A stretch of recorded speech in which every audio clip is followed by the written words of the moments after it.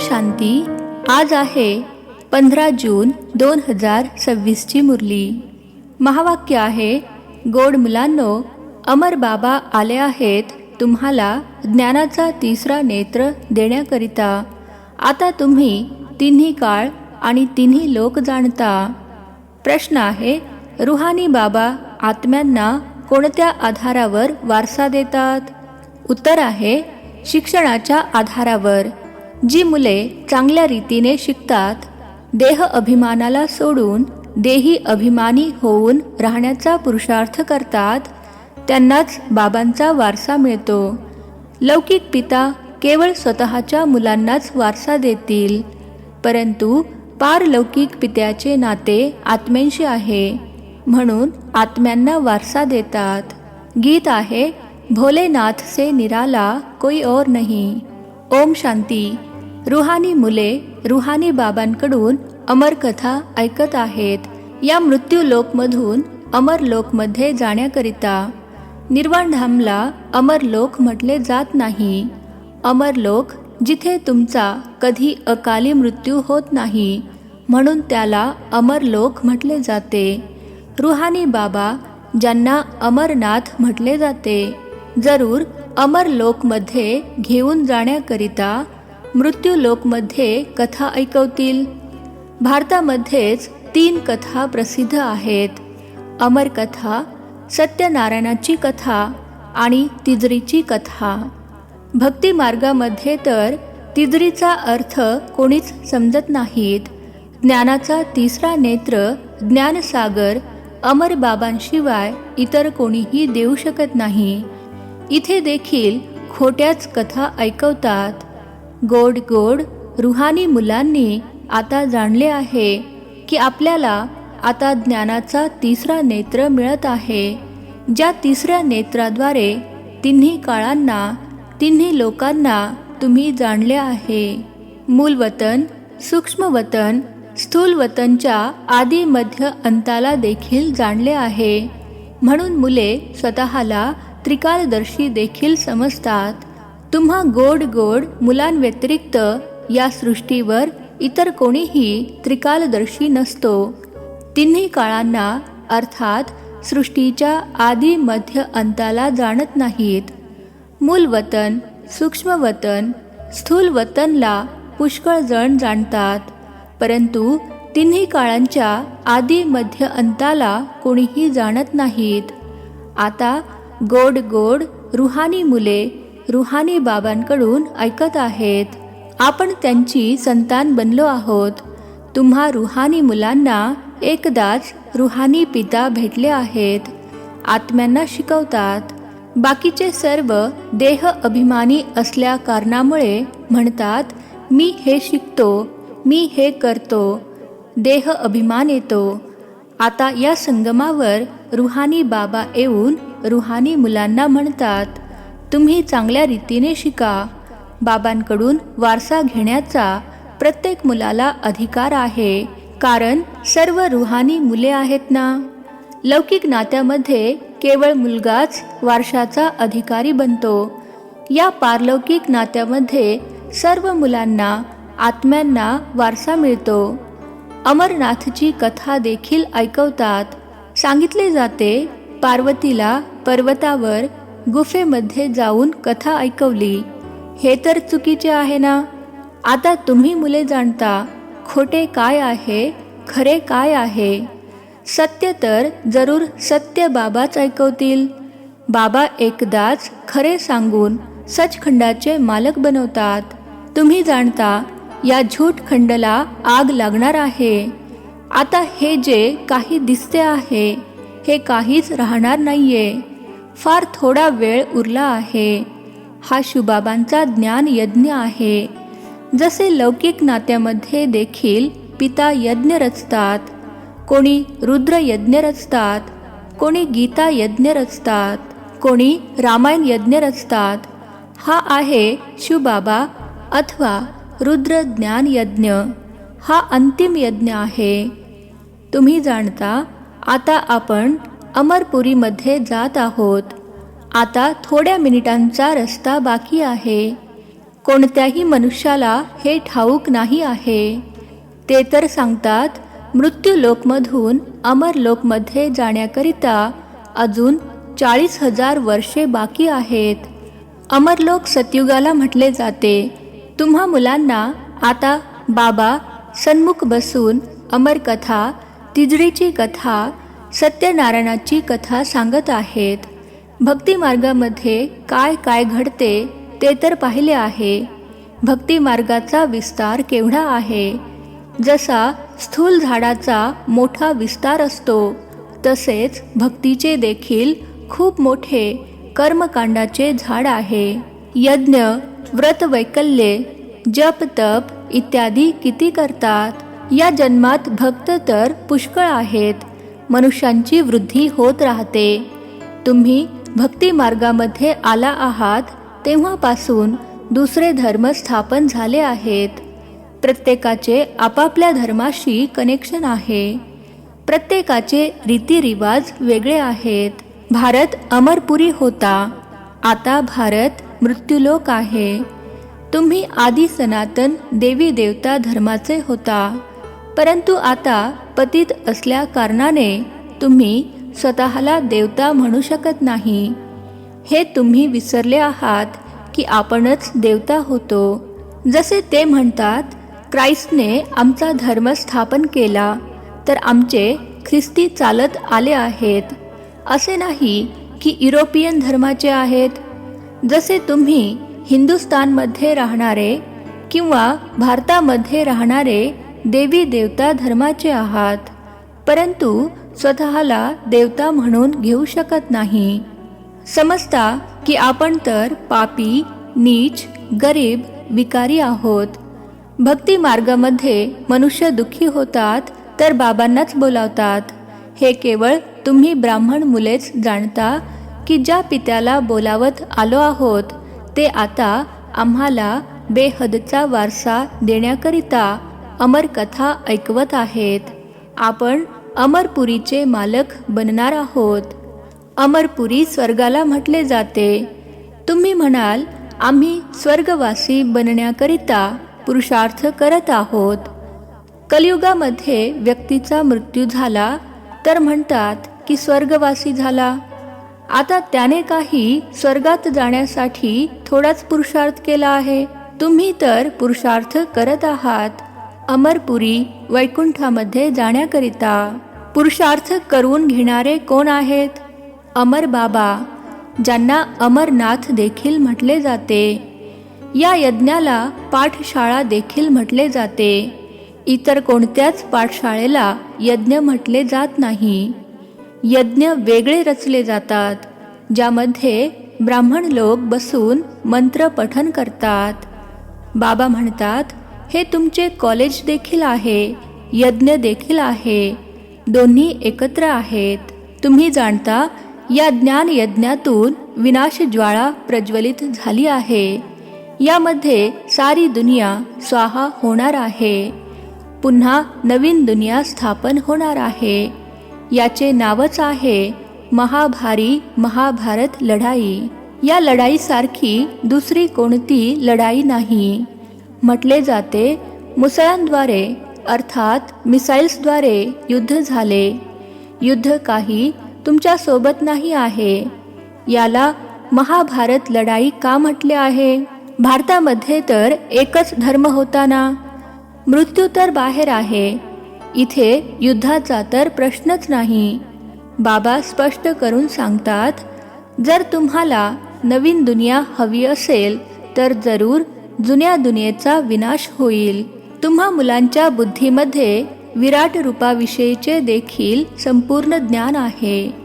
तुम्ही हे देखील समजता की जे कल्पापूर्वी आले होते तेच देवता बनण्याकरिता येतील. बुद्धीचा वापर करायचा आहे. आपण जितके ब्राह्मण बनलो आहोत तेच आता पुन्हा देवता बनणार. प्रजापिता ब्रह्माचे देखील गायन आहे.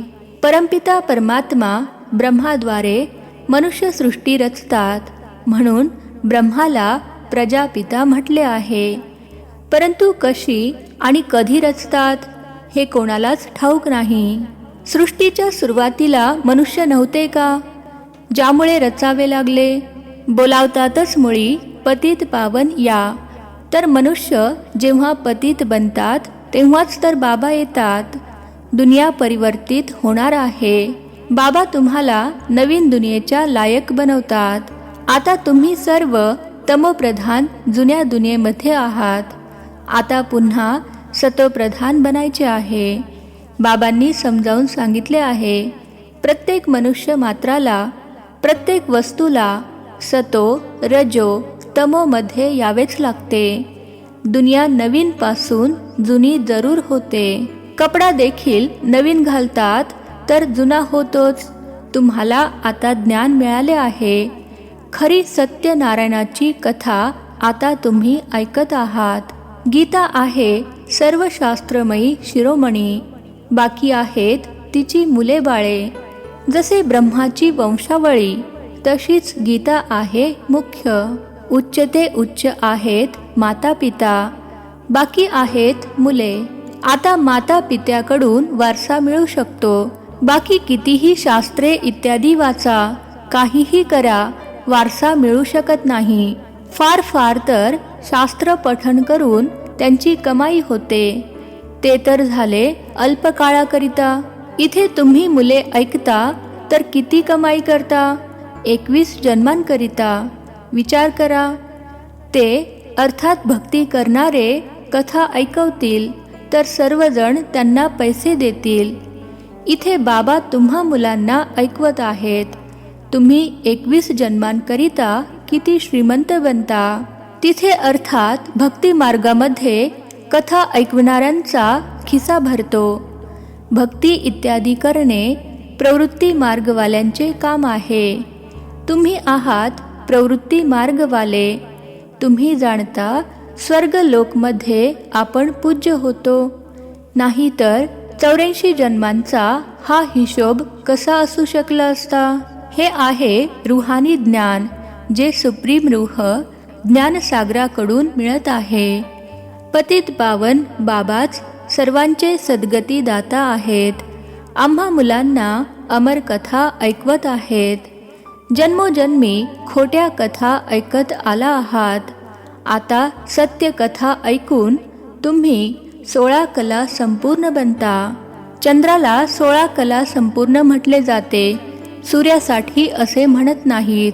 तुम्ही जाणता आपण आत्मे भविष्यामध्ये सर्व गुणसंपन्न 16 कला संपूर्ण बनणार आहोत. आणि मग अर्ध्या कल्पानंतर त्यांच्यामध्ये भेसळ पडते. आता तुम्ही समजता आपण पुन्हा सर्व गुणसंपन्न 16 कला संपूर्ण सो देवता पुन्हा एकदा बनत आहोत. आपण आत्मे सर्वप्रथम आपल्या घरी जाणार. नंतर मग आम्ही शरीर धारण करून सो देवता बनणार. त्यानंतर चंद्रवंशी घराण्यामध्ये येणार. 84 जन्मांचा हिशोब पाहिजे. कोणत्या युगामध्ये, कोणत्या वर्षामध्ये किती जन्म झाले. बाबांनी 84 जन्मांची खरी खरी कथा आता ऐकवली आहे. तुम्हा मुलांना म्हणतील की तुम्ही भारतवासी 84 जन्म घेता. एकतर स्वतःला ब्राह्मण समजावे लागेल. तुम्ही मम्मा बाबा म्हणताना वारसा शुबाबांकडून घेता, ब्रह्माबाबांद्वारे. ब्रह्माबाबा देखील त्यांचेच झाले आहेत. ब्रह्माकडून वारसा मिळू शकत नाही. हे देखील भाऊ झाले. हे शरीरधारी आहेत ना. तुम्ही सर्व मुले वारसा त्यांच्याकडून अर्थात शुबाबांकडून घेता. यांच्याकडून अर्थात ब्रह्माकडून नाही. ज्यांच्याकडून वारसा घ्यायचा नाहीये त्यांची आठवण करायची नाही. एका शुबाबांचीच आठवण करायची आहे. त्यांच्यासाठीच म्हटले जाते, तुम मात पिता हम बालक तेरे.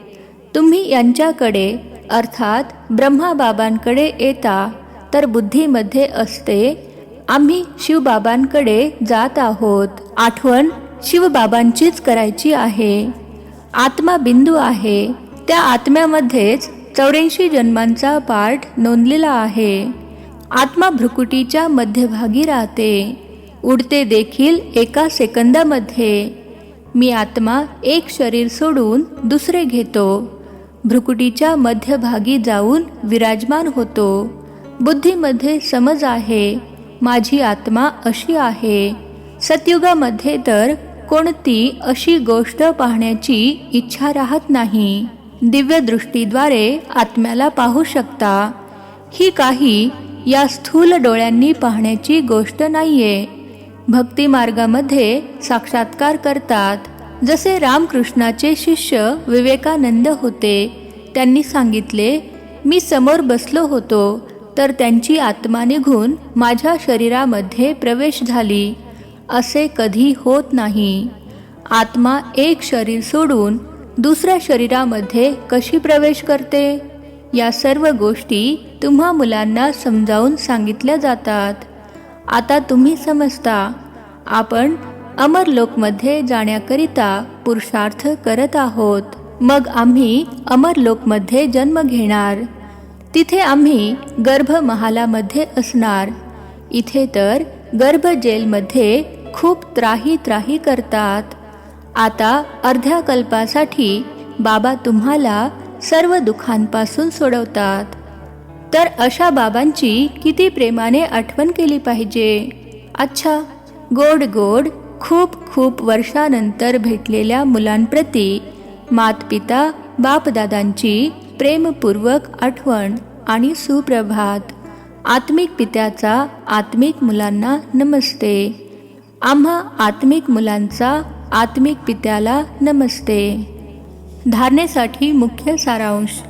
पहिला पॉइंट आहे, स्वतःला आत्मा समजून रुहानी बाबांकडून शिकून पूर्ण वारसा घ्यायचा आहे. सचखंडाचे मालक बनण्याकरिता सत्यकथा ऐकायची आहे आणि ऐकवायची आहे. दुसरा पॉइंट आहे, ज्या बाबांकडून बेहदचा वारसा मिळतो आहे त्यांचीच आठवण करायची आहे, कोणत्याही देहधारीची नाही. या जुन्या दुनियेला आग लागणार आहे, त्यामुळे याला पाहत असताना देखील बघायचे नाही. वरदान आहे, सायलेन्सच्या शक्तीद्वारे आपल्या रजिस्टरला स्वच्छ करणारे लोकप्रिय प्रभुप्रिय भव. सायलेन्सच्या शक्तीद्वारे आपल्या रजिस्टरला स्वच्छ करणारे लोकप्रिय प्रभुप्रिय भव. विश्लेषण आहे, जसा सायन्सने असा शोध लावला आहे की लिहिलेले सर्व काही पुसले जाते, कळत सुद्धा नाही, असे तुम्ही सायलेन्सच्या शक्तीद्वारे आपल्या रजिस्टरला दररोज स्वच्छ करा. म्हणजे मग प्रभुप्रिय अथवा दैवी लोकप्रिय बनाल. सच्चाई सफाई सर्वांनाच आवडते, त्यामुळे या दिवशी केलेले व्यर्थ संकल्प अथवा व्यर्थ कर्माची दुसऱ्या दिवशी खूण सुद्धा राहू नये. झाले ते झाले असे म्हणून फुल स्टॉप लावा. तेव्हाच रजिस्टर स्वच्छ राहील आणि साहेब राजी होतील. स्लोगन आहे, व्यर्थ संकल्प करणे अथवा इतरांचे व्यर्थ संकल्प चालविण्यासाठी निमित्त बनणे ही देखील अपवित्रता आहे. व्यर्थ संकल्प करणे अथवा इतरांचे व्यर्थ संकल्प चालविण्यासाठी निमित्त बनणे ही देखील अपवित्रता आहे. हे अव्यक्त इशारे. सदैव हर्षित राहण्याकरिता आपल्या नेचरला अर्थात स्वभावाला सरळ बनवा, सहनशील बना. मन, वाणी, कर्मामध्ये सरळता अर्थात साधेपणा आणि सहनशीलता या दोन्ही गोष्टी आवश्यक आहेत. जर साधेपणा आहे परंतु सहनशीलता नसेल तरी देखील श्रेष्ठता नाही. साधेपणासोबत सहनशीलता असेल तर शक्ती स्वरूप म्हटले जाते. शक्तींच्या चित्रांमध्ये साधेपणा आणि सहनशीलता दोन्ही गुण दाखवतात. आताच्या रिझल्टमध्ये कुठे सहनशीलता जास्त आहे, कुठे साधेपणा जास्त आहे. आता या दोन्ही गोष्टींना समान बनवा. अच्छा, ओम शांती. नवनवीन मराठी व्हिडिओज प्राप्त करण्यासाठी सबस्क्राईब करा मराठी गॉडलीवूड चॅनलला.